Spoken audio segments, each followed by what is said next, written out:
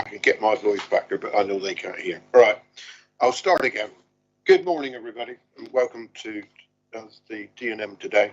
The first thing I'm going to do is ask for apologies. Janice, would you do, or Amelia, which one of you is going to do? Thank you, Chair.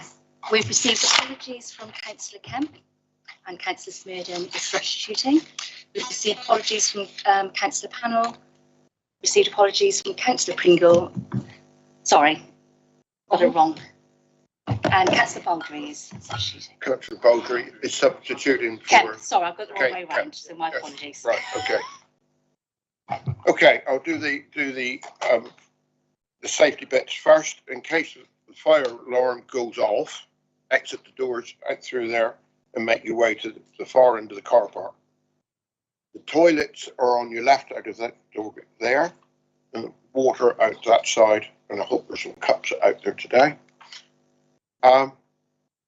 This is a public meeting and members of the public are welcome to listen to the debate, but unless registered as a speaker are not able to take part and speak. We are live webcasting today, so can I please remind members to use their microphones and remember to turn them off when not speaking, and also at least turn your mobile phones to silent. Thank you. In terms of how the items are to be presented, the order for each application is as follows. The case officer will present the report, the objector will speak, the supporter will speak, the parish council representative will speak, the ward member will speak. Members will be able to question each speaker on points of clarity. At the conclusion of the debate on each application, the members will vote and come to a decision. I would now like to ask the officers at the top table to introduce themselves, and I will start with myself, if you like, as I'm Councillor Richard Foss and Chair of D&M. Weimer, Head of DM. And David Fairbairn, Head of Legal Services and Monitoring Officer. Joe Sainsbury, I'm the Planning Officer dealing with the first application. Alex Hag, Senior Affordable Housing Officer. Amanda Ernson, Landscape Specialist. Rosemary Rowe, I'm the ward member for Dartmouth and East Dart, and I am Vice Chairman of this committee. Amelia Bolter, Senior Case Manager, Democratic Services. Dennis Young, Democratic Services Officer and Clerk to the committee. Right, thank you. Oh, Phil Baker. Yeah. Morning, Chair, from the back of the room. Phil Baker, Strategic Planning Officer. Right, thank you, Phil. Can we approve the minutes? All those in favour? Second, Councillor Brazil. Yes, Chairman, I think on the minutes there's an email that Councillor Hodgson sent round in respect of Miss Wyatt. Change the doctor to a missing. Is that right? Councillor Hodgson, can you? No. They've been ventriloquist actually. Yeah, sorry, I was asked by Henry Wyatt to just clarify that she's not Dr. Wyatt, and she asked me to actually circulate you all and mention it at committee. So I'm done. Thank you very much. Right, thank you. I'm not aware of any urgent business today, and I'm also not aware of any reason why the business should be divided or the agenda divided. Members, are there any declarations of interest? Councillor Taylor? Yeah, just as a member of this committee and also on the AOMB as representative at Amsterdam Council. Anything that's coming up on the AOMB. Okay. Thank you. Yes, Helen. With this afternoon's. I'll do it again at lunchtime. I think it's safer. Anybody else? No, thank you very much. The list of speakers has been circulated to members, hopefully. Which I have here as well. So, item 6 is, where are we? The first is item 6C will be 6A, sorry, beg your pardon. Yeah, I've got it. Right, that's all like solid paper. 6A, it is application number 3335/21 full. And I will now hand over to Ms Stansbury to present the case. Thank you, Chair. The members will have visited the site. So before I move into the presentation, I've got quite a few updates to give you. So just to mention that the permissive footpath that you would have been aware of on the site, the one that runs inside the hedgerow, it was constructed in 2009 by Devon County Council. The understanding is that is only on a permissive basis for 15 years, and the use of it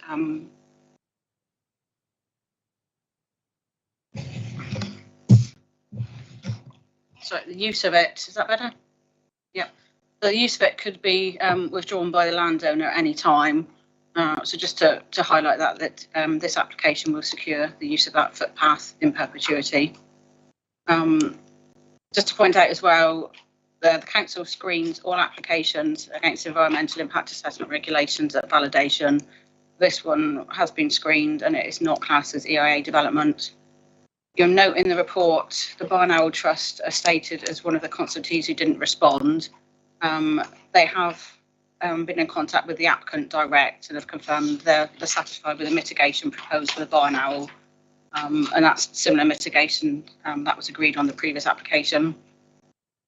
The applicant has tried to engage with the Devon Wildlife Trust. Their objection is in the report. I would point out that all of those comments came in prior to most of the amendments that have been made on the application. They haven't updated their comments. And the statutory bodies, so Devon County Council, wildlife officers and the Environment Agency are happy with what's proposed in terms of the biodiversity aspects. A couple of conditions just need to be slightly amended. So condition 2, the drawing that you can see on the screen, the landscape offsite planting, it should refer to revision C. Condition 6 for the length, it is a 30-year length, but it's to be reviewed after 5 years and revised and updated if necessary. Condition 3, Devon County Council have agreed a slight variation to that. So rather than a true prior to commencement condition, the drainage can be phased in accordance with the dwellings as they're built in the phases. Condition 21 is a DCC highway condition. They're happy to allow the applicant to start the site remediation or work start on the site access. So we just need to update that condition accordingly. Condition 36 is listed at the start of the report with all the section 106 matters and conditions. The phasing plan condition is no longer proposed. I'll show you the phasing plan shortly, but that will be included in the construction management plan condition 4. Just to clarify as well, at the start of the report, the section 106 requirements under the highway officer requirements, that does include £200,000 for the bus improvements, travel vouchers totaling £2,400, traffic regulation order for the speed reduction, and there will be a section 278 agreement with highways for the highways works. Yesterday I received an email from the Levelling Up Government Office. So the Secretary of State has received a third-party request to call the application in. They will not act on that until such time committee have resolved to approve an application. If the application is refused, then obviously it falls away anyway. But that does not stop proceedings today, so committee can still resolve to approve if that's what you wish. And in any event, we wouldn't be issuing a decision after today because we've still got the Section 106 agreement to finalise. So the applicant has sent in some responses to the objections received. Do you want me to go over those, or is it sufficient just to read those? It's probably better if I explain them.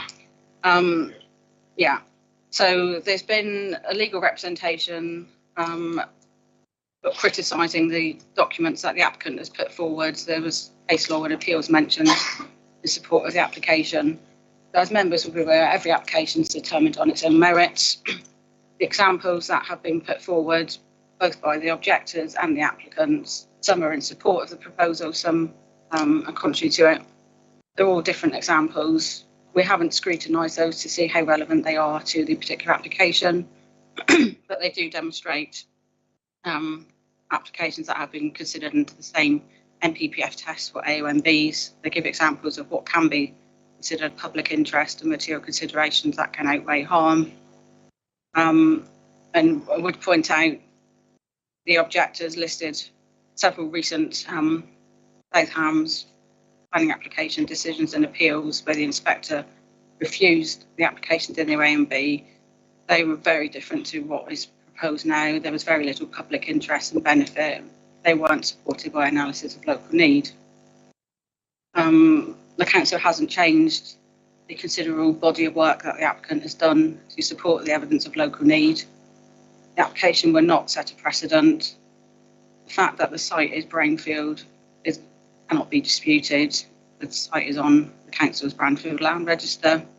It's not a remote or isolated site. As members will have seen, it is in the countryside, but it is next to existing built form, both to the north and the south.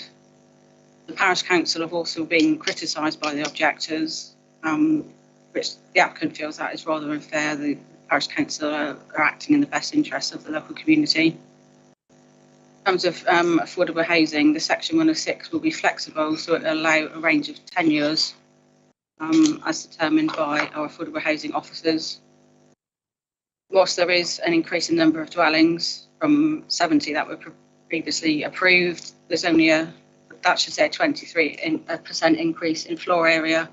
80% of the dwellings now proposed are 1, 2 or 3 bed. The previous proposal had a majority of 4, 5 and even some 6 bed dwellings proposed. The Collerton Action Group have misrepresented the proposal. They don't seem to have taken on board the benefits proposing. The development will enhance active travel. And there's been a reference to the Manual for Streets guidance, which suggests anything up to a 2-kilometre walking distance can and often does replace travel by car. The objectors have also not taken account of the bus enhancement that the applicant will be providing. The transport assessment has been criticised as being carried out in the lockdown period when there wasn't a lot of traffic on the road. Devon County Highways were fine with that. There has been a further transport assessment carried out this year. Both of them have been analysed by Devon County and they are satisfied with what they show. It's also been claimed that the development is significantly more dense than neighbouring development. So I'm hoping you can read what's on the screen. So it's not significantly more dense than Richardson Drive to the south or Whittington Drive to the north. You'll have seen on the plans, and you'll see it later, there's obviously a crescent shape around by the Coast Guard cottage. Again, that's been criticised for extending out further into the built countryside. And you'll see on the slides later, it's reflective of the permission was granted on the site, and it reflects a historic layout where there was a radio mast and wires in that area. The bungalows have also been criticised for their sort of central location in the site, but that's been deliberately chosen because they are over 55s, accessible bungalows, so they are well related to the access road, to the site facilities and to the bus stop. Again, the muted colour palette has been criticised, but that's been deliberately chosen to be muted so it doesn't stand out in the landscape like the other recent developments further towards the village. The principal planting, and again I've got a slide to show this, will be delivered as advanced planting, so it's before construction starts. And as the proposal is advanced, there is more planting proposed to account for the felling of the woodlands. And the walk from North Mayo to the school is a similar distance to the walk from the school from Collerton. Again, I've got slides to show that. but the walk from Nos Mayo is considerably steeper and there are no pavements for most of that journey. But the CLT have also sent in some additional representations. As they pointed out, the exceptional challenges the community are facing due to right to buy, general underinvestment in social housing, significant amount of buy-to-let second homes and holiday homes in the village. There's 250 empty homes. And the recent, obviously the pandemic, we all know everybody's now working from home, and there's been a big push from people wanting to move away to the country. So all of these are threatening the rural communities. And that's what this application seeks to address. Every home will have the principal residency occupation restriction. There are no sites allocated in the neighbourhood plan for development, despite a call for land. None came forward and no others were available. The CLT will hold their dwellings in trust in perpetuity at social rent, so there will be no right to buy on those properties. And the CLT believes this application strikes a balance between protecting the vitality of the rural communities against protecting the AONB. And Devon Home Choice indicates there's a total need for 35 rented dwellings. 1, 2 and 3 beds, so smaller dwellings. So we have also received additional late letters of representation. So who in support didn't raise any new points, they just emphasised their support for the development. Who objectors, a lot of the points raised repeated what was made before. One of them pointed out there was already congestion at the local school, concerned this will add to that. Another one noted the new footpath into Newton Ferrers, but suggests there also needs to be one into Yelmton. And 2 undecided comments, one centred around the modern method of construction for the affordable dwellings, asked some questions around that. And the other was a query whether the existing footpath into the village will remain open during the build period.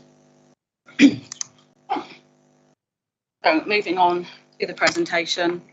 So the shaded area indicates the extent of the site. I've just put some red dots, so that's the barn. That's where we stood for most of the meeting. That's the approximate location where we stood, sort of looked down what would be the parkland and towards the site entrance. And then we moved down here in this area. Again, this is just an aerial image of the application. So you can see the Coast Guard station here. So the bus stops, there's a question on site visit about the bus survey. So there is a bus stop directly outside the site, and there is a bus shelter, which will be slightly off the screen up here. So I've taken this slide from the neighbourhood plan. I thought it was useful to demonstrate the protected areas.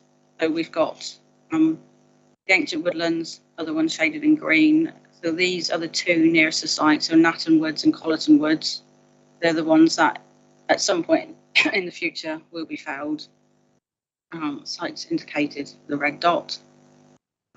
This hatched area here is the undeveloped coast. So we'd just like to mention, whilst the development is a little distance out of the village, if it were to be moved in closer to the village, not only does the land get significantly more steeper, you potentially would be moving into the undeveloped coast. That's even more sensitive. And as you get closer into the village, the build costs and land costs and property values are significantly higher. And then you would lose the benefit of developing a partly Brainfield site. That's the extent of the parish of Newton and North. I'd show that one. So we've got this one indicates the bus route. So it's a number 94 bus, which goes to and from Plymouth. So we have the site here, so the bus stops are here and roughly here. So as part of the development, there's £200,000 request from County Highways, which the applicant is happy to make. That will be split over 5 years to effectively double the number of buses, and the bus stop will be rerouted from outside on the road to inside the arrival area on the site. Just point out that hopefully you can see it, is the primary school, and then sort of the main village facilities down here. So I've produced this graphic to show the walking distance to the school, because it's one of the areas that's a lot of local concern. So the top one shows, this is North Village Hall. So this would be the walking route to the school. So it's about 35 minutes.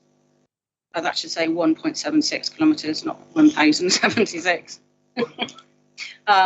A lot of that journey is along single width roads, a lot of blind bends, there's no pavements. And as you can see from this, it's quite steep. This is the route from Politon site entrance down to the school. So that's a similar distance effectively, but the development will provide a pavement all the way along. And you can see from here, there is some difference in land levels, but it's not as significant as the other route. So this is the closer image of the red line. So I thought I'd just highlight here the brown area. This is the off-site advanced tree planting that has been negotiated with Amanda, the landscape officer. That will take place before development starts. So it is a full planning application. There's quite a lot involved in it. So I'll just quickly summarise that. So there's 125 new dwellings, 46% of those are affordable, 1,810 square metres of commercial units. It includes a community shop. There's 5.3 hectares of publicly accessible landscape parkland, which has a cafe and a WC. And that's in addition to the other greener landscaped areas dotted around through the site. Already mentioned the off-site tree planting works, and I've got a slide to show you that later. It's quite a comprehensive sud scheme, which includes the permanent wet drainage basins. One of the items in the neighbourhood plan the parish particularly want is boat storage in a car parking area. So there's an area on the site to accommodate for that. Similarly for allotments in an orchard, which will all be handed over to the parish council. The significant improvements to the existing pathway, a new off-site pathway, reduction in the speed limits, and access improvements to the site. Already mentioned the bus improvements. The entire site within the red line will be decontaminated and remediated, and there are some significant biodiversity enhancements as a result of the proposal. So moving on to the master plan, I think members hopefully have got your copies of this. I'm not sure why you can see that on the screen. The breakdown of the accommodation and the commercial is in the report. I think it's pages 8 to 10 if you wanted to refer to that. This is just a closer image of the actual built area, so I'll just highlight the different elements. So the car park and boat store in this area, can you all see the red pointer okay? Yeah. So the cafe and toilet is here. The wildlife hour in this corner next to the pond. So these yellow dots here and here indicate the community land trust properties. This group here are the bungalows, 1.5 storey over 55s. The green dots, the customer self-build area, have the allotments and orchards in this area. The intergenerational properties, which are not affordable, but they are part of the different approach mix. So they're in this crescent area here, and then the blue dots indicate the remainder, the affordable offer. Commercial area is either side, site entrance, got some car parking. The artwork that will be determined in conjunction with the parish council and community will be in the arrival area here, where the bus stop goes. So this is an indicative phasing plan. As I mentioned earlier, it will form part of the construction management plan. So potentially it could be updated, but this is what the applicant's indicating. it doesn't show the advanced landscaping planting, but I'll cover that in a moment. So the yellow, the first will be the yellow here, which is the Permissive Path. And then this area, that's phase 1, 2, 3, 4, and 5. The construction compounds will be in the green areas, so they'll be obviously go in quite early on. Potentially they could move as the development progresses, which is common to any application.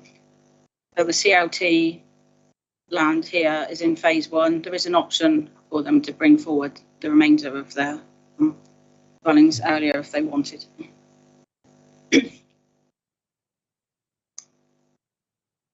So this shows the phasing of the landscaping. I think there were some questions about that at the site visit. So the existing tree belt here will be enhanced and strengthened. This is the additional tree belt around the crescent. So everything's in this sort of buff colour is the advanced planting, which will take place prior to the actual development commencing. So I've got the next few slides cover the landscaping, so I appreciate members won't be able to see the detail of that, but it does highlight the landscape-led approach, the comprehensive proposals that Amanda has worked incredibly hard. Yeah. So moving on to the Brainfield Land. So this area is the extent of the site that is on the council's Brainfield Register. It was included on that in 2017. I think there is no dispute that part of the site is Brainfield, and members will have seen on site there is significant concrete remaining. I've pulled this drawing off the previous application. So these dark shaded areas, obviously they're not there now, but that gives you an idea of the extent of the infrastructure that was on the site when the RAF occupied it. So we've got this slide. Again, the black areas are the dwellings that were shown in the indicative master plan of the previously approved scheme. The red here is the extent of the red line of that site. And a similar image for the proposed scheme. So you can see how the built area compares. There are some proposed areas slightly outside of that red line, but the majority of the proposal fits within the previously approved red line. Again, I thought I would just bring this to members' attention. Excuse me. So this is the indicative layout that was approved as part of the previous application. You can see that whilst there was some green areas, some community areas, it was nowhere near the scale that is currently proposed. And whilst it looks a lot more green in terms of plots, it doesn't actually show the accesses or parking or anything. It was very much indicative.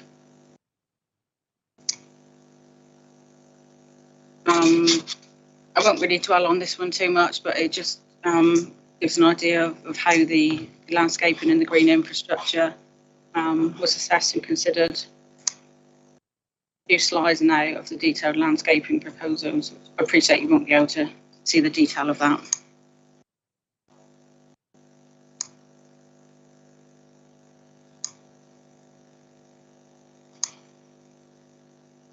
Again, this probably isn't terribly clear. This is the different materials. Part of the discussions we've had throughout the lifetime of the application was around the materials proposed. So you can see the buff coloured properties here are sort of spread throughout the site. They will be the rendered properties. The others will have the buff coloured bricks and timber cladding. The commercial units will also have some natural stone added, and rather than the slate roof of the dwellings, there's a zinc roof. That's the proposed materials. So we can see the brick is very muted. got 3 different proposed shades of renders, which again are very muted. 2 shades of timber that will weather within time. And this is the proposed materials for the commercial area. The zinc roof, again, is now quite a muted colour.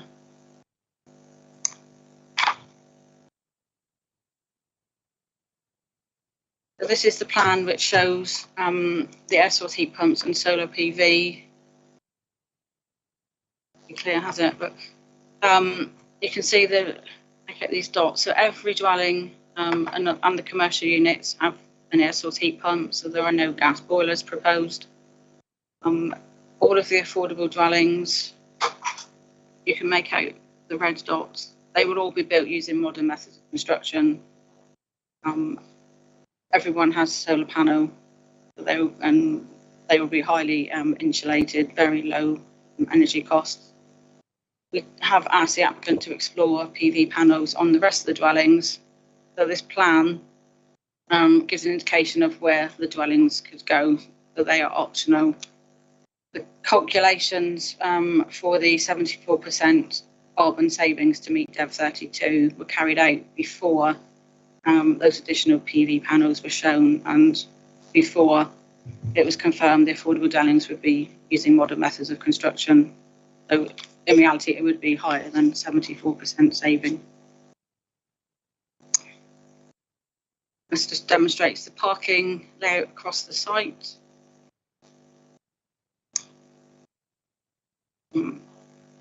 Bin storage, obviously every dwelling has got its own storage, and there are some shared bin collection points for the commercial units.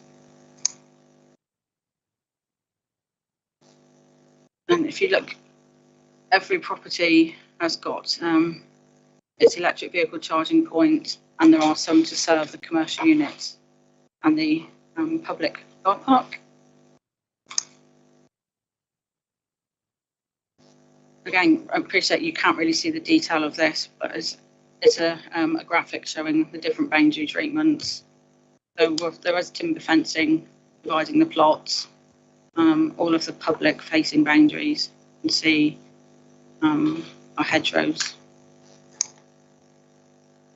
Just some shots of the drainage scheme, so members can see how it is quite a comprehensive, detailed scheme. These are the ponds, wet basins, and the parkland, which will eventually lead to off-site. So the site access point, as I mentioned on site, there was going to be a second temporary access in here, just for the construction period. But again, myself and Amanda had some concerns that not only would it affect the advanced planting, it's just, it's further onto the landscape. So discussions with Devon County Council, this existing access is going to be widened and improved, and they are happy that it can serve the development and the construction period. This is the works to the footpath. So the yellow line is the footpath inside the site. That's a permissive path that will be a 3-metre shared cycle and pedestrian path, jogging path at the request of Devon County Council. It then exits the site. There will be a crossing the north of the road, and then the footpath will be provided on the north of the road on the current grass verge, and then it will link up with the footpath currently towards Butts Park. So there will be a safe route to walk from the site into the village. This just shows the mix of the dwelling sizes and types across the site. So there was a question on site about the height of the dwellings. There'll be a cross section. So there is this cross section from the file. So it shows the red outlines the barn. These are the existing dwellings. So you can see some of the dwellings will poke above the height of the barn, but as the land falls, see the ridge heights falls. And the applicant's architect very quickly put this together yesterday to give you an indication of the height. So the height of the existing barn, This is the 1.5 story properties. This is the 2 story that's proposed for the site, so that's the highest. And this is the height of one of the 2.5 stories that was proposed on the previous application. I would, point out members saw on site, whilst it is on a plateau in the OMB, it is relatively, well contained, screened with landscaping, and the dwellings on the site won't be any higher on that plateau than the existing dwellings at either end. But moving on to the elevations, so these are the 2-bed open market. So some of them are finished in brick, some of them are finished in render. All of them have slate.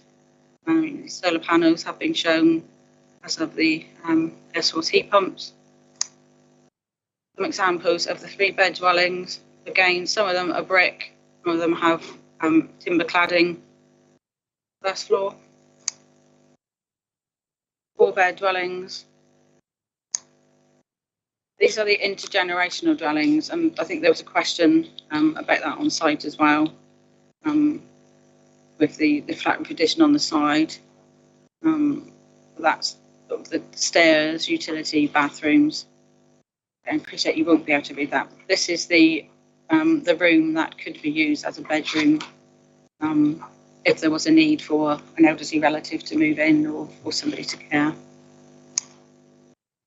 Moving on to the affordable dwellings, so there are some flats proposed as well as the bungalows.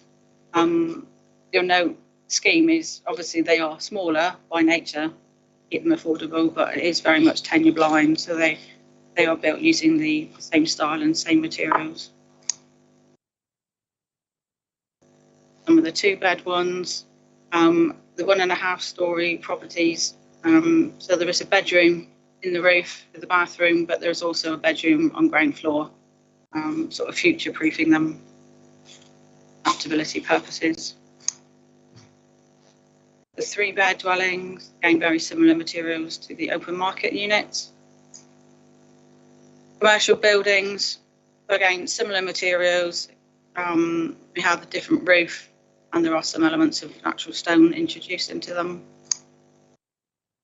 Garages in the Wildlife Tower, again, have been designed similar materials. This just shows a single garage, but there are some double garages proposed across the scheme. And this is the Parkland Cafe. So it is being kept, fairly simple. It's slightly different design than the others, but, we're content with what is proposed there. And there will be toilets as part of that. So lighting, again, this has been a particular discussion topic at the pre-app with myself, Amanda, and Roger from the OMB, who's sat up in the back of the room. Devon County originally wanted their standard street lighting at all of the road, the footpath, and they wanted the entire interior of the site lit. So we managed to negotiate that the only bit of the site that will be lit is this area. Street lighting on the road has been reduced from the normal 8-metre high lamps to 6 metres. They're spaced further apart than they would normally be. And it uses amber LED rather than the usual bright white one to minimise the impact. And the route inside, and the sorry, I need to click on that.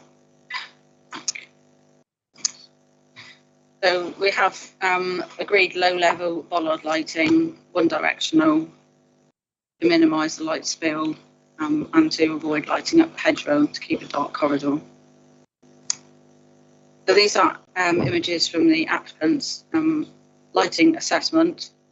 So just to highlight, there is lighting, but it's not going to be on all the time. So there is a dimming regime. The lights will switch on at dusk. At 8 o'clock, they will dim to 75% output. 12:30, they will switch off completely. They'll come back on at 5:30 and then switch off at dusk. Sorry, dawn. So this is taken from the south of the site, looking across. So there's the site there. This is where this image is taken from. So it's looking across sort of towards Plymouth. So this shows sort of the night glow in Plymouth at the moment. These images are taken, this is from the site itself, looking towards the Coast Guard hut. And this one's taken from the north, which shows the existing lighting here from these dwellings. So whilst it is a fairly dark area, there is some lighting already present. And part of the mitigation, the applicant is exploring what he can do to change the Coast Guard lighting, make that, to improve that, and also the existing street lighting in the Butts Park area of the village. They're in direct discussion with Devon County to see if they can replace those lights. It appears those lights will be replaced in the next few years, but the applicant can probably fund better lighting rather than the standard county provided lighting. So moving on to some visuals. So this is an artist's bird's eye impression of the site that shows the extent of built area. Members will have some of these and will have seen them on site. I won't dwell on these because the applicant is speaking and will be referring to some of these slides when he speaks. Commercial area, images throughout the site. That's looking down towards the intergenerational properties in the crescent. That's taken from the field, so that shows the intergenerational properties. Obviously this is tree planting in the future. It shows how it's been designed to screen those. In terms of the flat roof area of these dwellings, it will be largely screened by the trees. And we did discuss with the applicant, questioned why there was a flat roof area of the dwellings. If that was to have the same roof, it would bring the development sort of up to this height, so it would be much more prominent. So again, we're happy that that minimises the visual impact. That's looking down through the parkland with the lake. And a couple of images through the site. This will be the play area sort of in the centre of the site with the lake in the background. So these are images taken from the landscape and visual impact assessment. Hopefully members will have a chance to drive around and have a look at some of the viewpoints themselves. The top one is taken from Yampton back towards the site. So the site is in this rough area. This is from the south, looking across to the site, in the red, 8% of the site. A couple more sort of closer images. So this one here is taken from a footpath on the north side of the road, to an end of the site. And this one's taken from the other side of the road, a similar distance away. Gives you an idea of where the extent of the site. Again, that's obviously the entire site as well, not just the built area. So part of that will be parkland. And you can point out some of the existing dwellings and buildings already there. So this is another viewpoint taken from Membland with a montage. And it's not come out as clear as I hoped. So the bottom one is as it is now. So the site is in this area. The top one, this is with the dwellings in. I've tried to enlarge this bit, but it's a little bit blurry, I think. But it does show, so the dwellings, you will be able to see them, but obviously the colours are muted. And if you sort of draw a line across from trees, the woodlands there, they don't sort of break that line and the sky line. So I've got a few photos, but obviously I'm not going to dwell on these because obviously you've all seen it. And that's the site entrance. That's the barn. So we drove in here to park. And that's the permissive path. So this is kind of the area we stood in when we were on site, looking down towards the parkland. This is the dwellings in Richardson Drive. So that's the other side of that significant conifer boundary. It shows the barn. But moving on to the planning balance, really, you'll see from the reports there is a significant amount of benefits that the proposal brings, and the key benefit is it's designed as a different approach model for how housing in sensitive areas in rural communities can be developed, housing and employment, tailored to local need and working with local communities. The applicant is speaking, so if you've got any sort of detailed questions about the different approach, you can answer questions on that. So quickly run through those. Those tenure blind, affordable housing designed specifically for the local need in this local area. The social rent will be held in perpetuity with the COT, and they're going to be gifted the land. There's also some custom and self-build housing, part of the affordable offer. All of the open market housing will have a principal residency restriction. The entire site will be decontaminated and restored. It is partly Brainfield. The MPPF encourages the reuse of Brainfield Land. There's going to be a large area of publicly accessible parkland, which is actually on low-grade agricultural land. The applicant has done a separate report on that, and I've summarised that in my report. So there are significant on-site and off-site pedestrian and cycle improvements.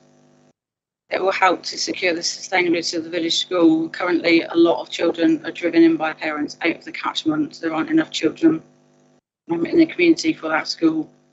Obviously, there is some benefit in terms of that. Bus stop will be relocated inside the site, and the bus service will be improved. Speed on the main road will be reduced. There's significantly more than the policy requirement in biodiversity net gain. Additional off-site and upfront tree planting. The community car park that the parish council have wanted is being provided. There's also the range of commercial units and a community shop, which will support not just the existing residents, but existing residents. As with any development, it brings direct and indirect economic benefits, construction benefits, employment, spend in local businesses. Again, that's been supported by quite a detailed economic appraisal. I've already mentioned there's 74% carbon reduction, which I think Phil would concur with this, and he's mentioned in his report that that's the most we've seen in any application so far. Most developers will do the bare minimum to tick 20% and no more. This application goes above and beyond that. So all the affordable units have full EV provision on the roofs that were built using the modern method of construction.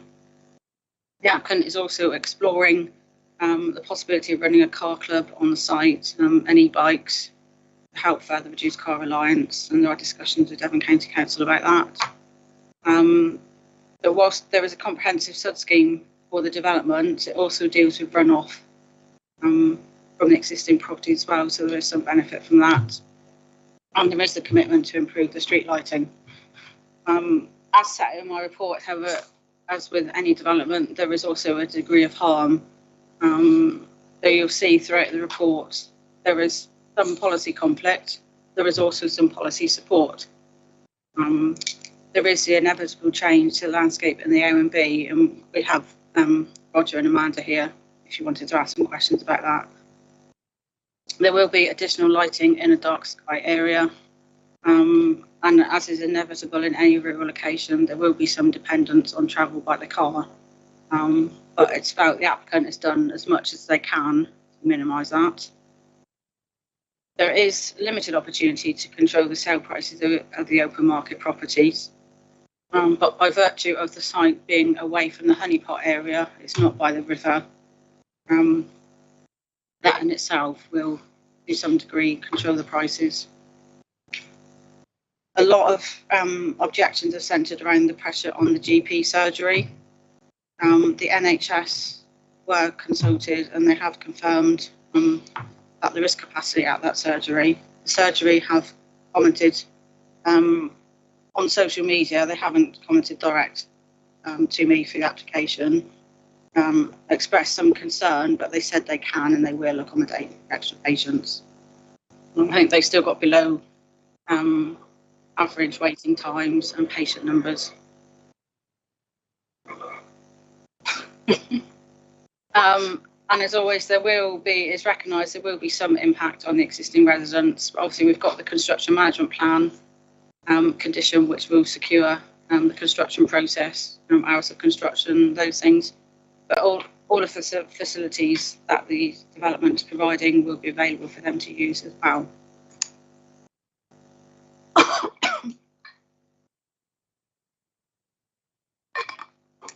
So just to conclude, so it is a very finely balanced application.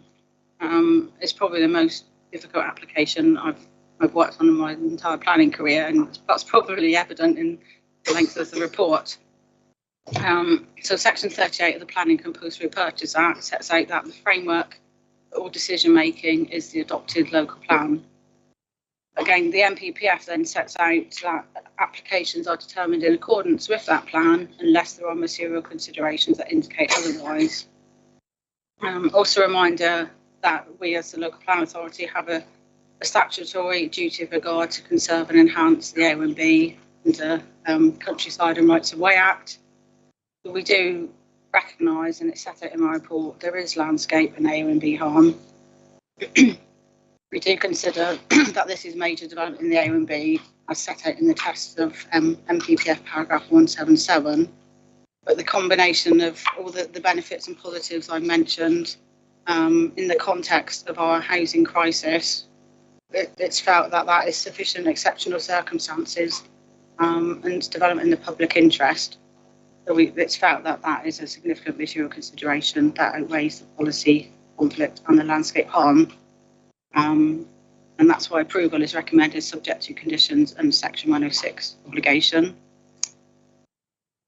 So this is my final slide, so I'll just leave that up there.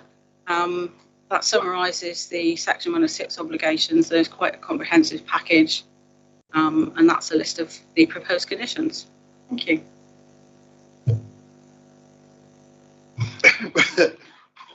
Well, thank you very much for that, Marathon, and very detailed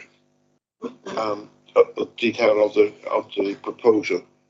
Right, members. I know I don't need to ask it. Are there any questions? Okay. Councillor Hodgson. Thank you, Chairman, and thank you for a very thorough assessment and outline. The Colton Woods, you mentioned at the very beginning of your report that they will be felled. So that's the ancient woodland, but it's not within the site, is it? No. So why is that supposed to be felling? Can that not be changed? There is mention, if you find the tree section of my report, I do talk about that in there. Let me shows.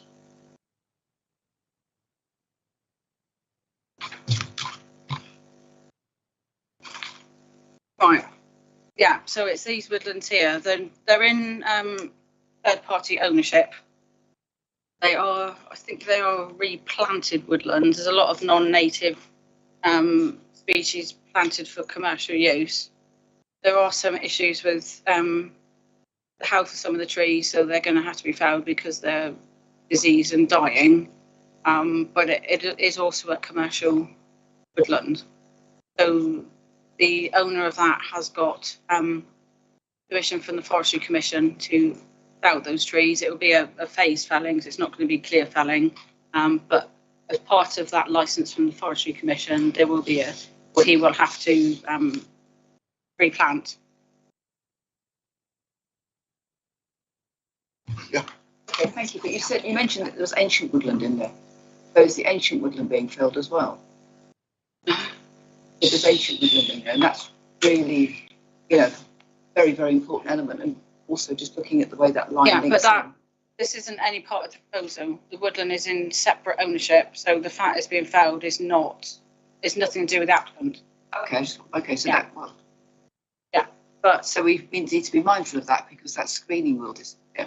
It won't all disappear. Some of it will, but there is a replanting plan once that woodland is felled, and the additional planting that I mentioned.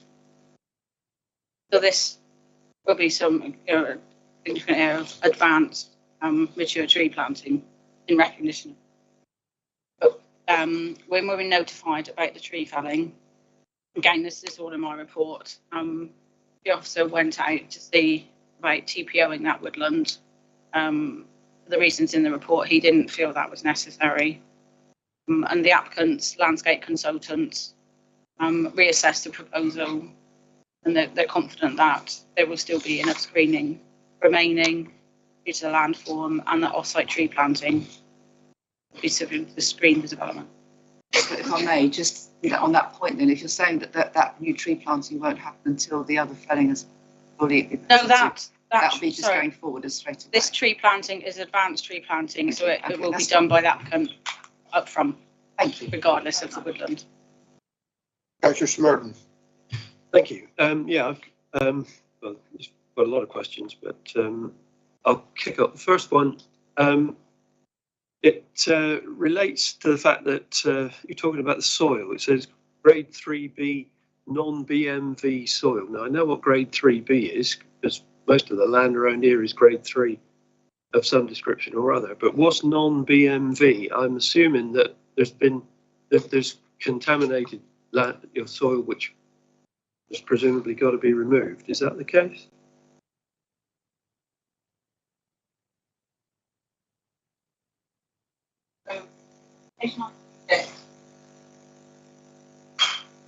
Chances of getting there in a short time. And I have to not go back to the after I did quite a deep cost of that. They looked at the land.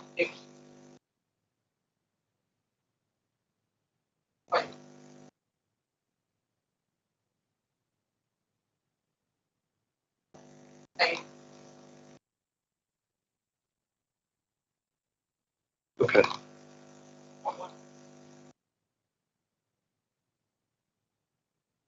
No, I was more concerned with whether there's possibly, it's been tipped, whether there's stuff that's been tipped there, or. Yes, that.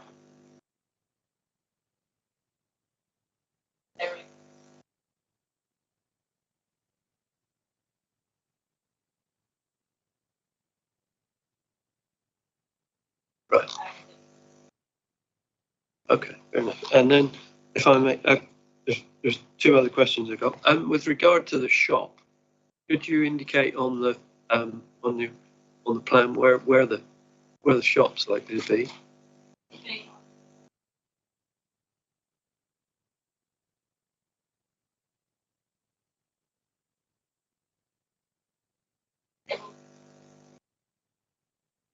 Right. Okay. And if more, I mean, obviously the shop is going to serve the residents, etc. If more, developments, were possibly proposed, which would provide services to the residents, rather than commercial stuff with people making things, but I mean, the shop, if people, hairdresser, whatever, would that sort of thing be considered?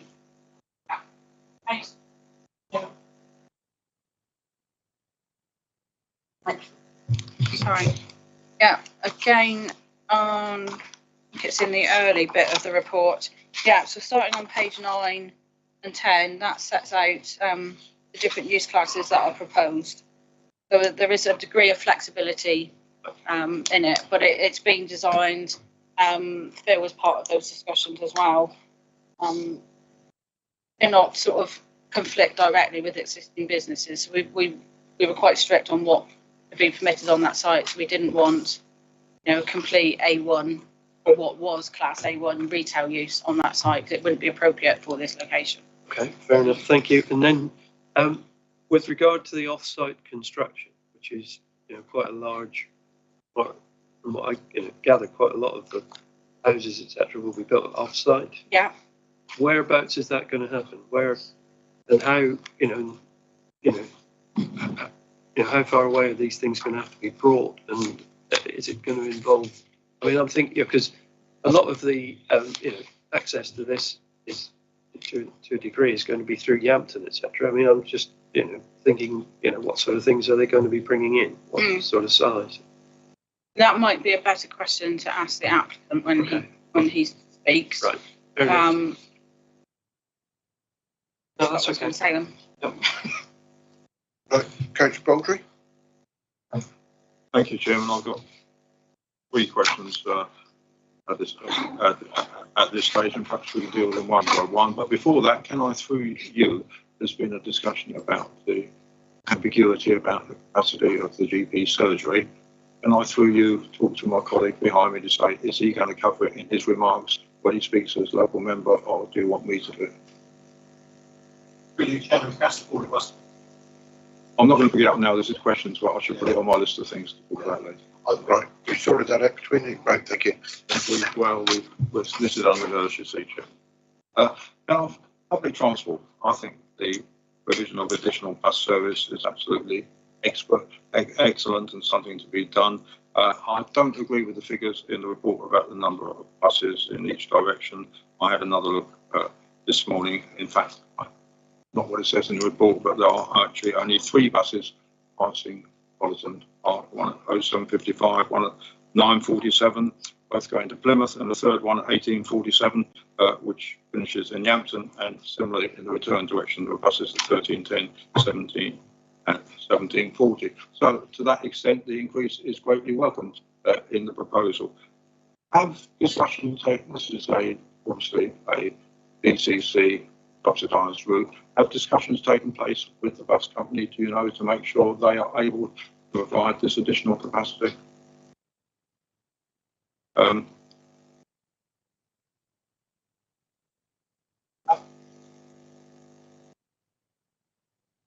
Not actually shown as a condition, as far as I can see. Could it not be? It's part of the 106. Yeah. I don't think so. Because it involves financial contributions, it can't be a condition, it has to be done by legal agreement, and I'll get there in a minute. Yeah. So it's part of the highway officer requirements. Yep. I think that covers the provision of the vouchers. It doesn't actually cover the question of increased number of bus services. Yeah, that's what the £200,000 bus contribution is for. Next question, if I may, Chairman. Yep. And sorry, this is an excellent and thorough report, and I congratulate the officers on doing it. But because it is so excellent and lengthy, some of my questions may be covered in the report, and I may have missed the answers. So I congratulate you. And housing needs is the next question, and certainly affordable housing needs. I've got the last housing needs survey here, which was in 2016. It is now time expired because it was only for 5 years. But have we actually proved anywhere the housing needs? That showed 25 houses needed, all the houses in the next 5 years. From the submission given to us by the CLT on the site, it shows that there are only registered with Devon Homes Choice 21 people in bands B, C and D. And really the question is, and I'll use the example, for example, of when the new Petersfield development was created as an exception site with 15 dwellings. Only 2 local people actually applied for them, and the rest of the people came from outside.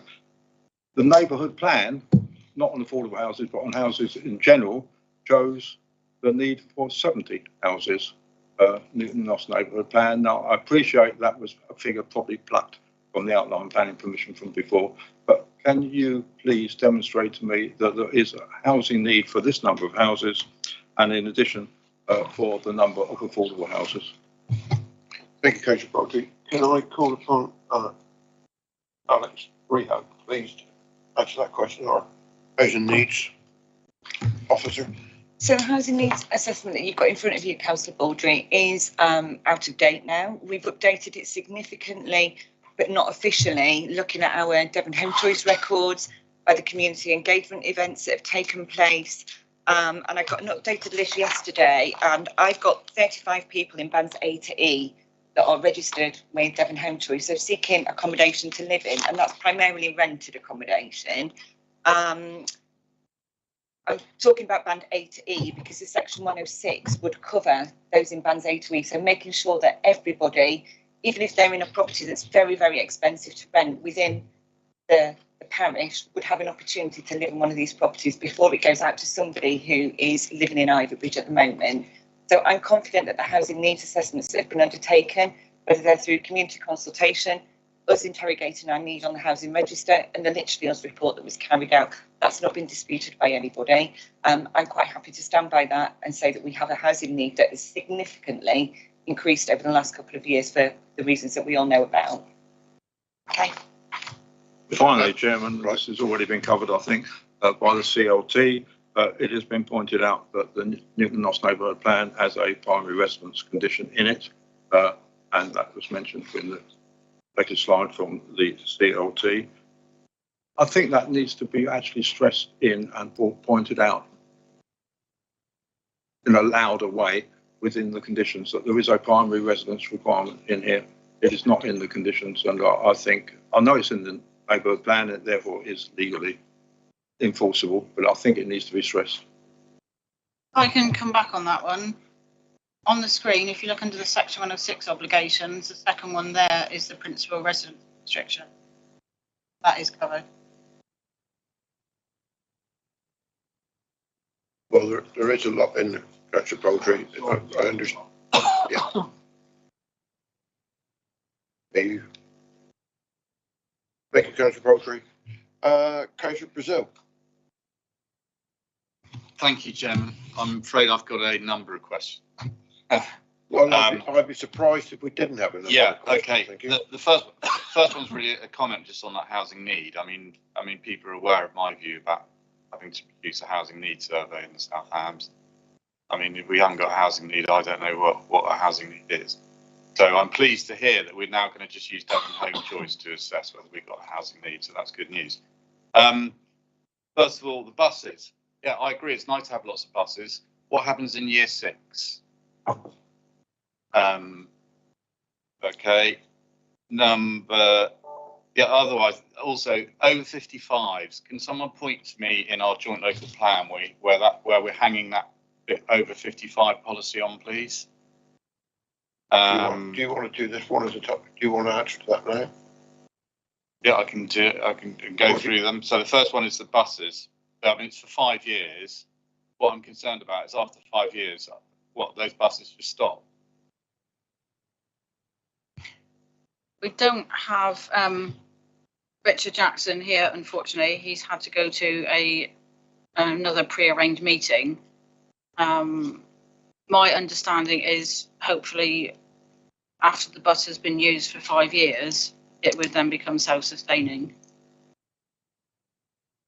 Right. Well, that'll be a first in Devon. Well, you can live in hope. Yeah, no, absolutely. I mean, the thing is, I'll be bringing that up during the debate, actually. The reason why I flagged that up. But yeah, the over 55s, where in our joint local plan is that? What policy do we hang that on? So within our joint local plan, we've got level 8 with having a mixed set of housing. Also, the over 55s accommodation is what the housing associations tend to look at when they're talking about older persons housing. They tend to refer to the age 55 plus. You'll note that a lot of our what were traditionally sheltered housing schemes now are not for the over 60s. They've lowered that age limit to over 55. So that is where that section is coming from. Okay, so there's nothing actually specific about that in there. Let's get right. I heard during the presentation that the phases which we discussed at the site visit. So the community land trust is being given the land in phase 1 to build those houses, and those houses will be at 55% of open market rental. What happens if, for whatever reasons, the community land trust can't deliver that? I'll take that one.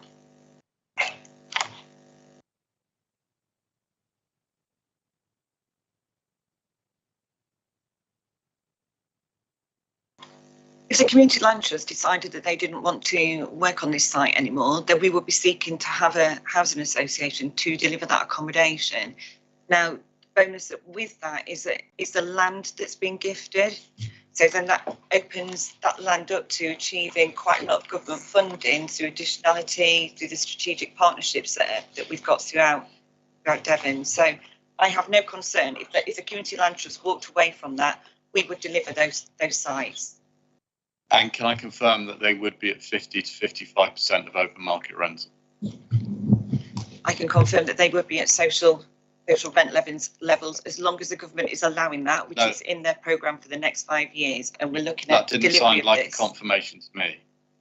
It says in the document that the number and discounted and the discounts on the affordable housing will be fixed. You've just said there are lots of ifs and buts there. I mean, what the point I'm getting at is that, you know, with the reason why this is an exceptional application and why we would allow it in the AONB is because it's going to give some exceptional gains in respect of affordable housing. Well, what I don't want to do is to pass it with 125 houses and then they come back and go, by the way, those affordable are only 80% of open market, because that's the definition of affordable. That's not good enough. Councillor Brisdale, the Community Land Trust are here today. They've worked on this application throughout the whole process. Yeah, look, I've got no problem with that, and I accept that they're doing it in good faith. And I'm delighted to hear they didn't actually get involved in our community housing team, which gives it more confidence they'll actually be able to deliver it. But what I am concerned is that, putting that aside, what guarantee do we have that the 50 to 55% of open market rental value will be there in stone, so that it can't be changed if or when or but or anything, but is there in black and white? As a President, it's also going to be part of the Section 106 agreement through the local lettings plan that we have written jointly with the council, the CLT and a housing association. Social rent is explained in there. That was a specific reason that the CLT wanted to deliver these units. They wanted those to be social rent. So that will be part of that Section 106 agreement. So am I right in saying that then within the 106 agreement, it will say that the Community Land Trust houses will be at 50 to 55% of open market rental, otherwise it's unacceptable and will be breach of the planning? There will be wording around that, Councillor Brisdale, and we will make sure that that is obviously detailed, and obviously the Chair of Planning would have sight of that Section 106 agreement before anything was signed off. I'll leave that out of that. Councillor Brisdale, would it help the lady in charge of the CLT is here? Is there anything that I'm quite prepared to change so that we can ask her, if you wish to ask questions of how secure the finance, because that's what's going to be down to. Yeah, absolutely. No, I get that, and to me, the Community Land Trust is what is exceptional about this. The rest of it is not really that exceptional at all. I mean, for those of us who've having to deal with Black Alton is delivering affordable housing. It's delivering employment zones. It's in a village. Okay. The thing that's different about this is the Community Land Trust and the incredibly low rental, which makes it exceptional. So, if in the debate, when we get into debate, we can bring that back if you wish. Well, I mean, I see the lady there. If she'd like to just say a few words about the Community Land Trust, I think it is absolutely crucial to this application, in my mind.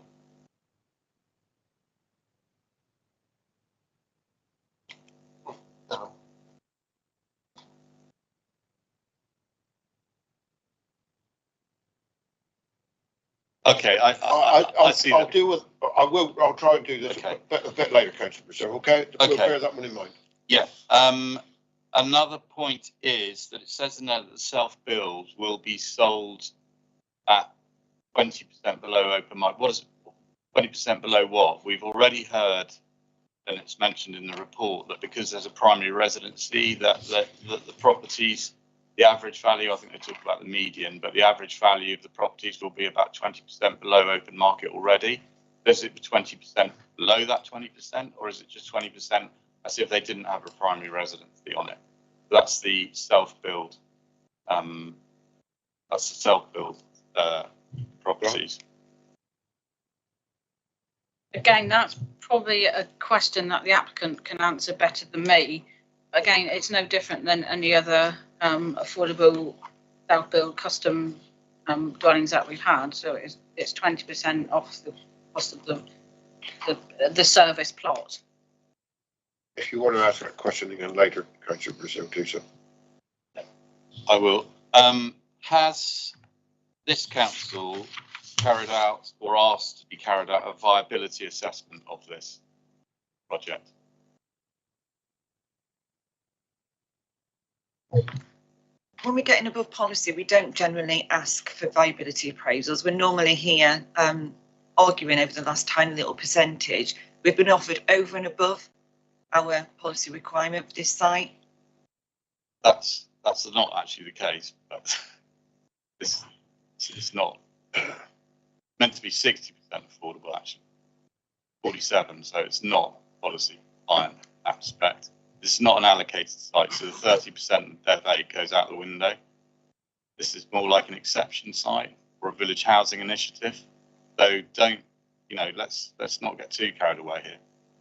But anyway, the reason why I bring that up is because we know that there's contaminated land there. It's going to cost about £1 million, we're told, to get rid of the contaminated land. We've got plenty of other sites coming forward where we're told the viability is a particular amount. And yet this seems too good to be true. So that's why I ask, is there a viability assessment done of it? Because I think it's slight. If it doesn't work, I think the council should have carried out one. And I think it's disappointing that it hasn't, because that would give us more confidence so that we could go forward with this. But anyway, I'll leave it there, Chairman. I appreciate your time. Public toilets, is they going to be run by the management company? It's great to see public toilets coming forward. I think we need more of them in the area, not less, but that's good to see. But who's going to be running those? That would be the council or the management company? Is that a question for the applicant? No. Do you want me to answer, or do you want to answer? My understanding is it's covered in the section 106 as part of the operation of the cafe and the Parkland. It won't be. Council won't be maintaining them. It will be part of the management company for the cafe.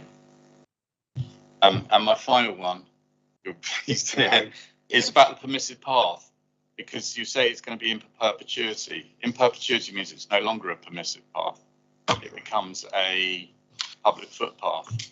And one of the reasons I raise that is because for a permissive path, the responsibility of maintaining that falls with the parish council. For a public footpath, the responsibility falls with the county council. So if it's to become a public footpath, are the county council happy to take on the responsibilities and the maintenance of it? Just trying to get to the slide.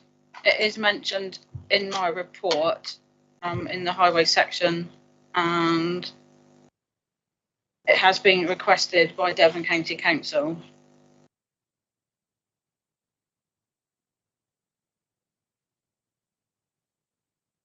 So the path, delivery and maintenance, that's all to be part of the section 106, and there will be a permissive path agreement with county for them to maintain it. That's what Richard Jackson has come back and said in his response.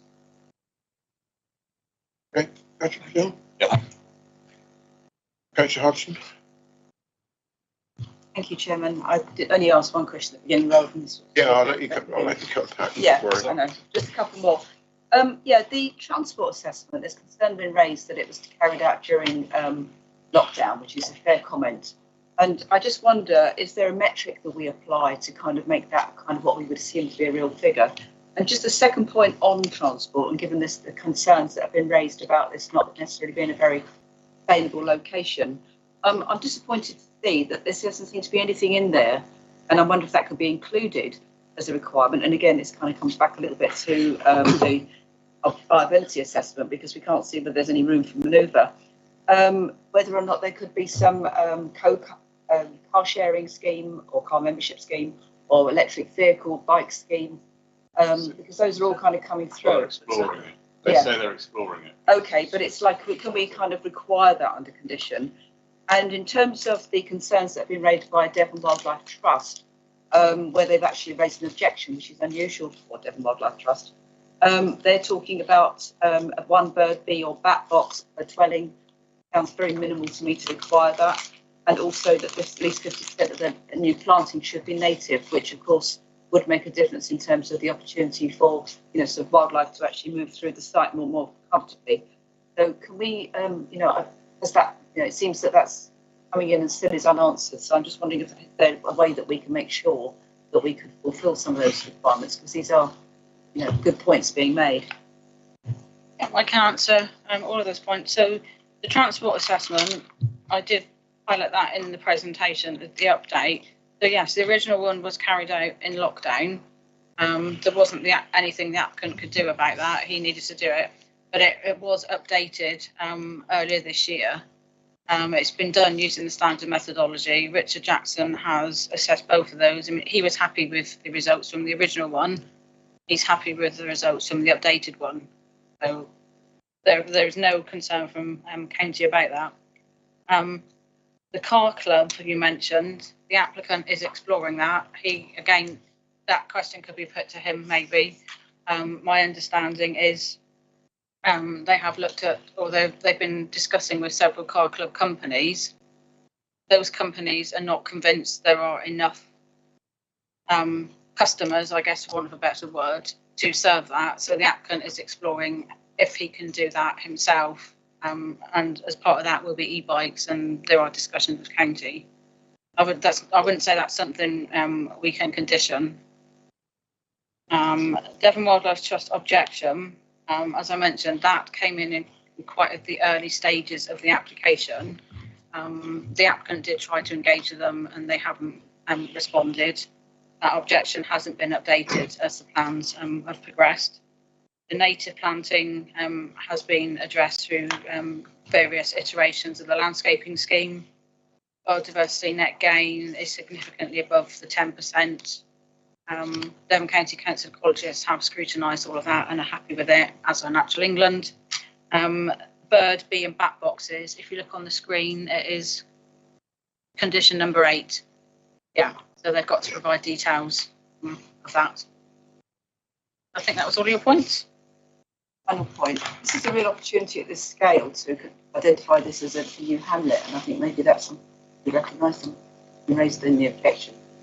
And on top of that, it's an opportunity also potentially, given the location, to consider an anaerobic digestion plant rather than sort of like there's issues around sewage, which I understand there seems to be evolving as I think happening as we go forward.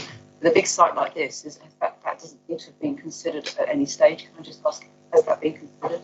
I know it's not in there as something that's permanent, but it seems something that we often forget. I don't know if that has been considered. There's been a significant amount of discussion with Devon County Council drainage officers. They asked for additional information, and all I can say is they're satisfied with what is shown. South West Water, they are satisfied with the proposals. There is capacity in the sewage system. So in terms of the technical experts, they're all happy with the drainage scheme. Thank you. Are there any further questions? Councillor Long. Thank you, Chairman. Can I ask a question with regard to landscaping? Obviously, landscaping, is being shown as being key to this and extremely sort of important, be there for, sort of in perpetuity and to increase. Within the landscape, there is normally a 5-year condition for replant, replace as things die. As a minimum, I'd like to see that 10-year. But could I also ask that consideration be given, because of the importance of the tree planting around the site, that TPO legislation be used, because that conditions, expire, and we could lose trees, after that period, but TPO would put those trees in perpetuity. And I think with the significance of this site and the fact that the AONB have objected, there are questions over landscaping, there are questions from Devon Wildlife Trust, others. I think placing any tree planting under the TPO legislation would be the most effective way of maintaining and keeping that for the future, ensuring that we actually do see good landscaping in the area.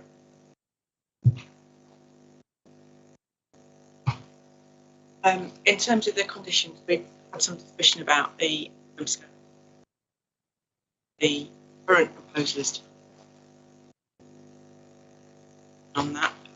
On exceptional nights, it is occasionally used for a 10-year one. It would, whether or not this one period would be a more reasonable class. In terms of TPOs, there are certain parameters to do. So I think that would be something that you would look at after the period has lapsed, see whether or not they would meet requirement for TPO. Sorry, it is on. Bring it closer then, sorry. So after the 10-year period, whether or not the planting at that stage then meets the requirements to trigger the legislation being appropriate falling within it, it is quite likely that in certain situations that the group TPOs might well be appropriate. But I don't think, I'm not the tree officer expert. We'd have to talk to the tree officer to see whether or not at the moment I don't think it would be appropriate for TPO legislation straight away. That's my understanding of the TPO legislation as well. We can't do it now. We'd have to consider it later on. Chairman, I would like that investigated because my understanding is that TPO legislation can be used in the, I think it was 2012 legislation that did allow that, and there was mention of it. So I think for the strength of it, it would be good if we could investigate and actually sort of have that clear. Thank you. Right, thank you.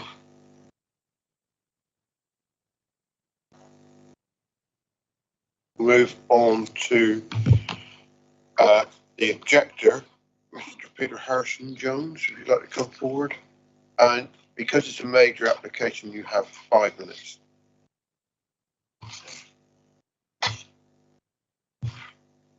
Good morning, everyone.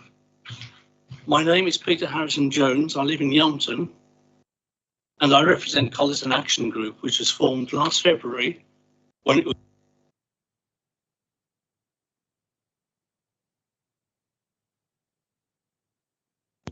a significant amount of money was raised in under a week, and I now represent over 150 individuals. Consequently, our consultant, Sanderson Weatherall, submitted a 6-page report that was posted onto the planning portal on the 21st of April. Monday's site meeting was unfortunate. The low clouds and the rain prevented councillors from seeing the wonderful views of the unspoilt countryside from this high plateau.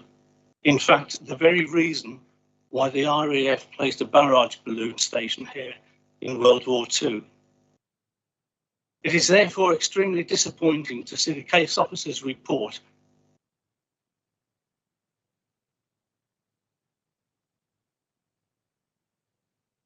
from all around and its incongruous nature. This goes against the recommendations of both the Council's Landscape Officer's report and the South Devon AONB's consultation response. I will now address the issue of sustainability in the climate crisis. It is questionable whether sufficient meaningful jobs could be created on site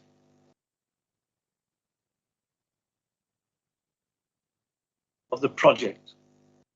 The site is located 1.43 miles from Newton Ferris School and 2.22 miles from Yelmton, meaning that families with children would most likely be dependent on another vehicle.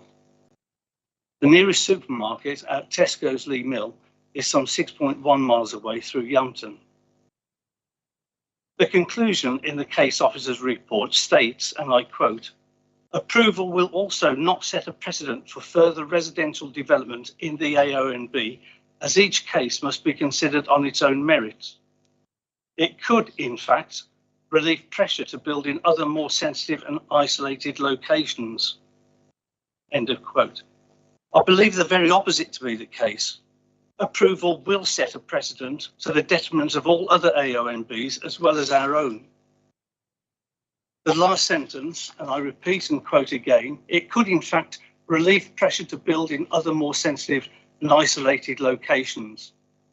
This implies that the location is indeed isolated and would principally be accessed by two roads, the narrow B3186 through Youngton with passing places, and a lane that crosses Puzzlinge Bridge to the A379, which is closed to HGVs. I'd like to emphasise that the conclusion admits that it is a very finely balanced judgment. Despite the narrative of the report being largely against the development, it nevertheless recommends approval, citing the housing crisis and the substantial need for local housing.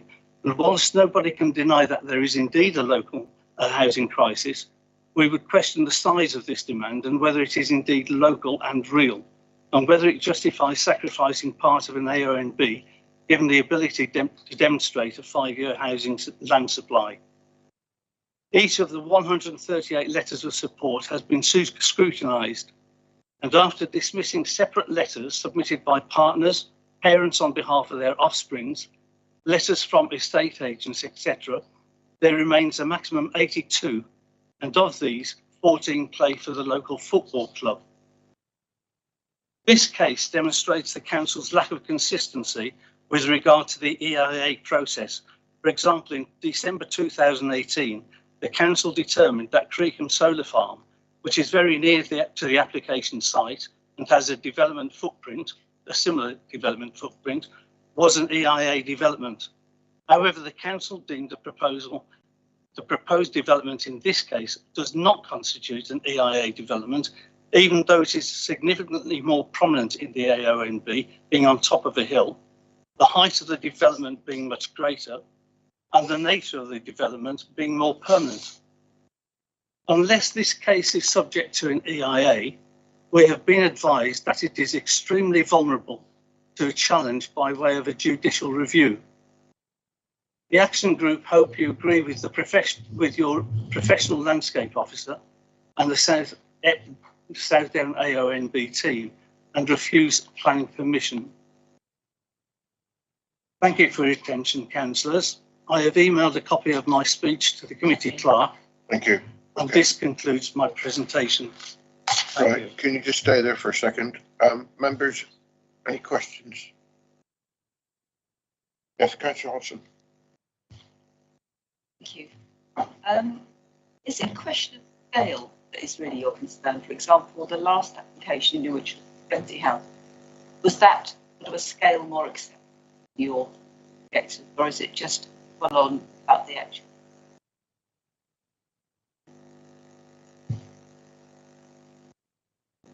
It is the actual site itself. Being a brownfield site, it does need something doing to it. And I would have thought that a solar farm would have been more suitable for this location. It wouldn't have such a large impact on the surrounding countryside, and it would be largely covered by hedgerows and so on and so forth. Any further questions? No? Thank you very much, sir.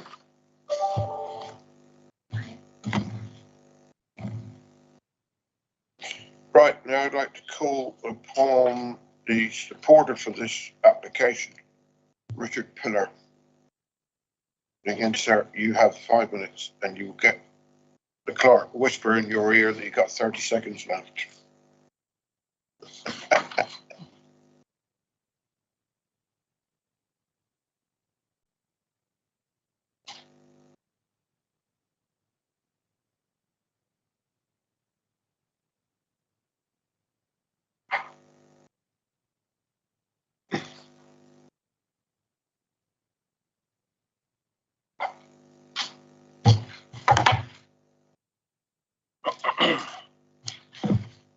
Members, I can't solve the housing crisis in the South Hams. What I can do is I can prevent any further damage being done by the excessive house prices experienced locally that is displacing our younger generation. You're not going to find me criticising people who want to retire to the area and to own a second home. Why wouldn't they? I simply blame my industry for not building the right type and tenure of new home the community I live in and love needs. You see, I don't want to contribute to second homes in the area. I want to contribute to local people being able to have their first home, to be able to both remain in and return to the community by delivering with our joint applicants, the Newton and Nost Community Land Trust, the right types of homes. Members, imagine, if you will, a development that provides 46% affordable housing, where 30% of that affordable housing was to be delivered by way of socially rented housing, for local people with a strong local connection. And what if these affordable homes were highly energy efficient, designed with a combination of new energy saving technologies? The fuel bills for the least well off would be minimised. And what if we exceeded the policy of 20% carbon reduction against building regulations, and that the energy assessment confirmed that through a range of interventions, our proposals reduced carbon beyond building regulations by a highly impressive 70%. And that represents one of the largest savings achieved of any developments since the adoption of the JLP. And that your officers concurred with this by saying this would go a long way to protecting the future occupants from significant rises in energy costs of these dwellings, both now and into the future.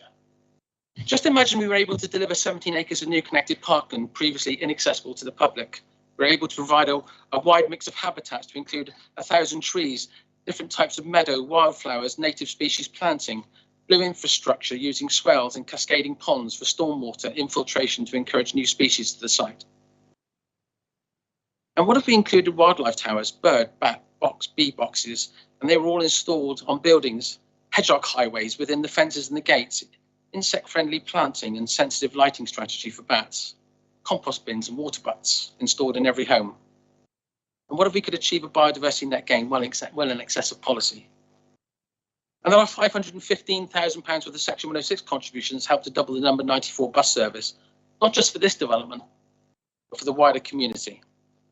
And that there were electric vehicle charging points in every home, improved public transport links, cycleways, footpaths, a car rental club, travel vouchers for new residents, allotments and an orchard, and that the spoil resulting from the development was contained within the site, minimising the disturbance from construction traffic.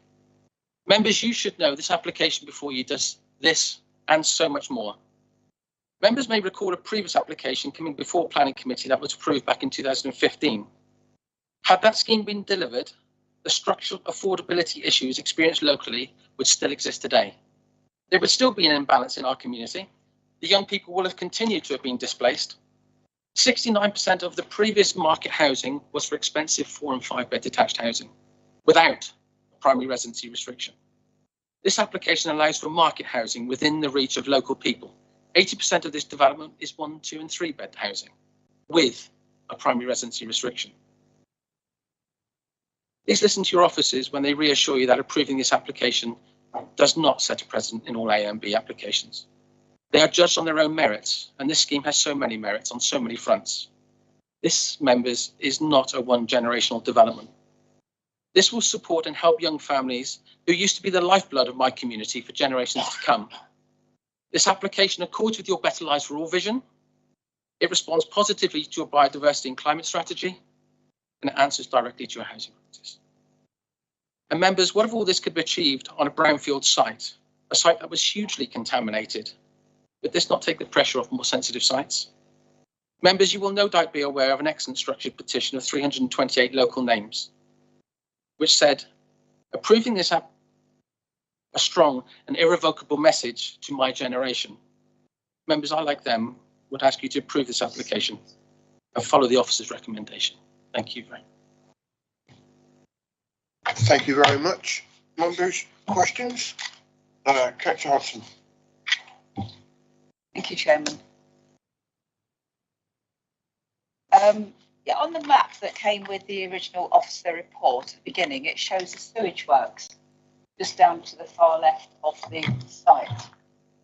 I'm just looking at one of the documents. It just shows a kind of a rhomboid shape down in that position, and it's so small the writing. Sorry, but bearing in mind my earlier question to the officer regarding the opportunity for anaerobic digestion, what happens with that sewage site and is the sewage works, and is that going to be, you know, why is there not an opportunity? I mean, I welcome the fact you've invited me to imagine all sorts of marvellous climate improvements, biodiversity improvements, right up my street.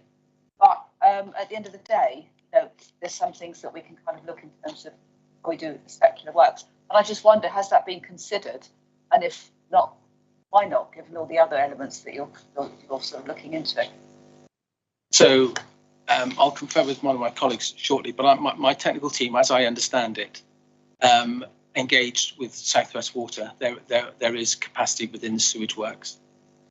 It was concluded that there was capacity. I'm not entirely convinced that we have looked at the suggestion that you're talking about. But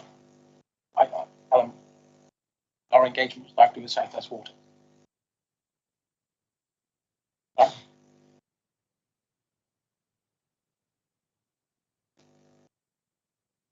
So can I just be clear? I didn't quite hear your colleague. Yes. So no, we haven't. It hasn't. Your suggestion hasn't been considered. All of the considerations around foul sewage have been subject to discussions and confirmation from South West Water that they have capacity. So what about that sewage works that's marked on right there down in the bottom? There's an old redundant sewage work which is marked on the site, which used to service the RAF base, but there's a pumping station there, as I believe it, that pumps sewage into the sewage. Okay, so it hasn't been considered, that element of sustainability. Thank you. Councillor Purcell. Yeah, thank you, Chairman. Thank you, Mr. Pillar. I just wanted to ask, you heard me earlier on asking a question about the self-build. And I think in the report it states that the self-build will be sold off at 20% below open market value. Just for my, could you clarify exactly what that means? Because also I think, and also what is that 20% reduction of an open market house with or without a primary residency condition on it? The custom self-build proposals that have been included in the different approach housing model. They've really emanated from the government's drive towards home ownership products to support people being able to get on the housing ladder. Members, you'll probably be aware of the Bacon Review, which has been recently conducted. My view of custom build and self-build is that it doesn't reach, it's not able to reach some of the least well-off in communities who would like to build their own homes, because the mortgage market doesn't allow for it. It's a very difficult self-build, custom build mortgage market. You'll be pleased to know that I have a relationship with the largest lender in the industry called Build Store. They have 4 cornerstone investors and they brand their products. Those products are branded, really they're HSBC, Barclays, NatWest, and I think Santander. Those self-build mortgage products need significant deposits for people who want to build their own home. And that is at the expense of people who don't have that level of deposit. The way this is structured, and it is new, so listen, hands up, this is new, but I have had it confirmed by all of those cornerstone investors that this will work.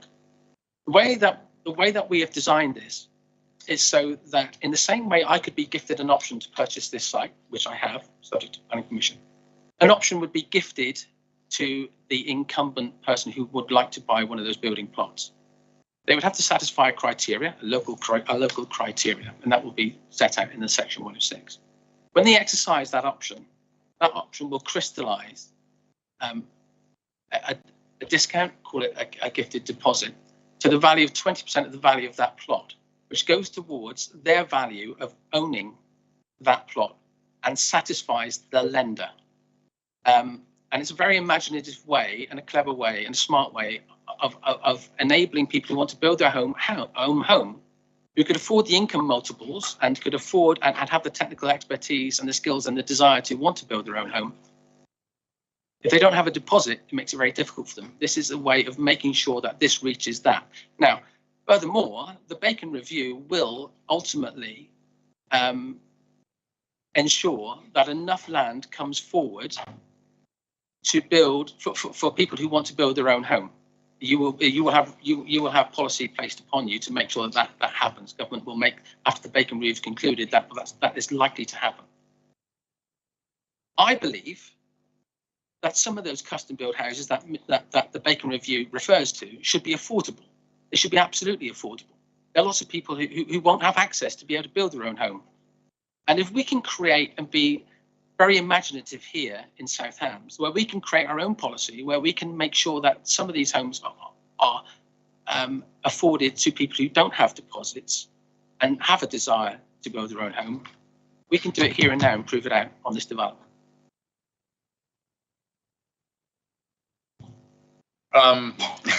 Thank you for that, and I enjoy your aspirations there. I don't know if I'm any clearer as to what those plots were going to be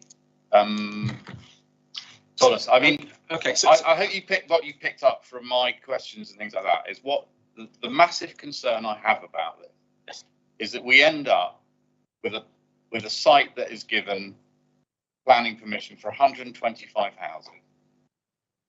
And then, for whatever reasons, and there may be nothing beyond our control, it actually transpires that the only thing that we can do is we can offer about 25% at the government's definition of affordable, which is 80% open market, which doesn't really solve any of our problem because that's what's going on at the moment and the problems that we've got at the moment. But what I'm trying to dig down and get is that how can we guarantee that when you say you're offering those at 20%, that is genuinely going to be affordable to people who, as you quite rightly say, are kept out of that, excluded from that particular market. So, yeah, I mean, I appreciate what you said, and I think, there's not much between us in agreeing that, but it's just trying to tease out. I understand the costs. I understand. I'm not sure that. This isn't in your ward, so you wouldn't have come to the consultation event. The consultation event was attended by it was post lockdown, so some restrictions had freed up. We had held an online consultation, which was attended, which had 8,000 imprints and something like 90% support for this application and a lot of feedback on custom build and sell. But at the actual event, there were 600 groups of people that came to the event on site. Because this is an area of my expertise in how we can fund this for the least well-off or for a custom built product, a lot of those people were directed into my direction. All I can say to Councillor Brazil is the next day I had lost my voice. I had so many people who would like to have a self-built, custom-built home in our community. The sad thing is that they will be probably your housing officer will probably concur with this.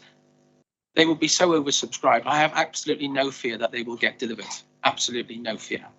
And my commitment to you members is that if that wasn't the case, we wouldn't deliver them.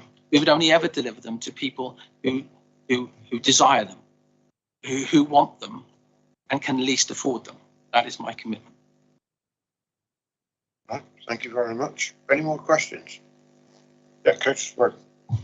Thank you. I've got two questions. First one relates to the contaminated land and the movement of spoil. Now, you said, I think, in your presentation that there would be no need to move spoil from the site.